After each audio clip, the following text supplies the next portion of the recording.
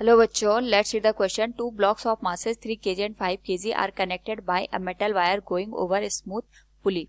The breaking stress of the metal is 24 by pi into 10 raised power 2 Newton per meter square. What is the minimum radius of the wire? Take G equals 10 meter per second square. Here we have given a diagram with 4 options. Now to answer this question, first we will discuss here the key concept. तो यहाँ पे हम दो की concept का use करेंगे. एक तो हम यूज करेंगे फ्री बॉडी डायग्राम का. फ्री बॉडी डायग्राम हमें ये बताता है कि किसी भी सिस्टम पे कितने फोर्सेस एक्ट कर रहे हैं, कौन सी डायरेक्शन में एक्ट कर रहे हैं, और इसके करस्पॉन्डिंग हम यहाँ पे अननोन वेरिएबल्स को फाइंड आउट करते हैं. दूसरा हम यहाँ पे यूज करेंगे ब्रेकिंग स्ट्रेस का. तो ब्रेकिंग स्ट्रेस का मतलब ये होता है कि किसी भी सिस्टम पे हम यहाँ पे फोर्स लगा के अगर उसके टेंसाइल स्ट्रेंथ को यहाँ पे ऑब्जर्व करें तो किस पॉइंट पे जाके जो टेंसाइल स्ट्रेंथ है वो हमारे पास यहाँ पे 0 के बराबर हो जाती है, जिसको हम यहाँ पे रिप्रेजेंट करते हैं टेंशन पर यूनिट एरिया से.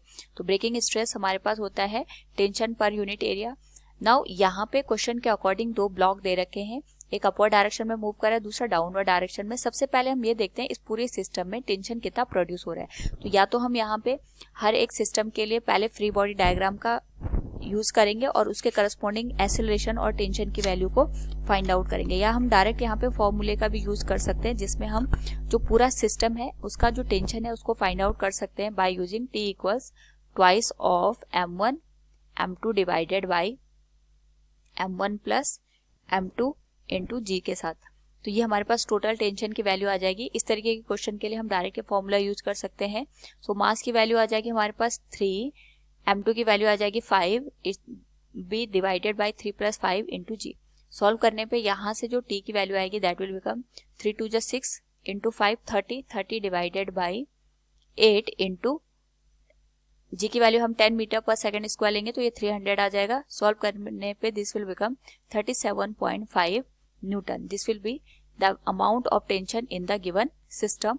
नाउ यहाँ पे हमारे पास जो टेंशन की वैल्यू मिली है इसी के करस्पॉन्डिंग हम ब्रेकिंग स्ट्रेस और यहाँ पे जो रेडियस है उसकी वैल्यू को फाइंड आउट करेंगे. तो जो ब्रेकिंग स्ट्रेस है क्वेश्चन के अकॉर्डिंग वो हमें दिया है.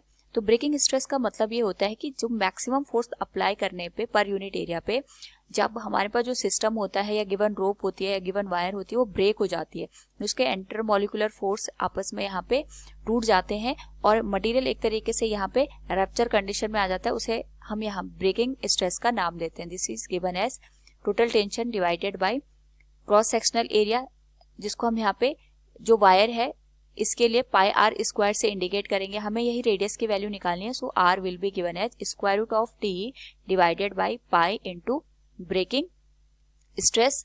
नाउ यहाँ पे क्वेश्चन के अकॉर्डिंग हमारे पास जो टेंशन हमने फाइंड आउट की है वो 37.5 न्यूटन के बराबर फाइंड आउट की है, और जो ब्रेकिंग स्ट्रेस है वो हमें दे रखा है 24 by pi into 10 rays power 2 के बराबर. तो पाई से पाई कैंसिल हो जाएगा इस पर्टिकुलर केस में, और जो आर की वैल्यू है दैट कुड नाउ सॉल्व करने पे हमारे पास जो रेडियस की वैल्यू बनेगी that will become 37.5 divided by 2400.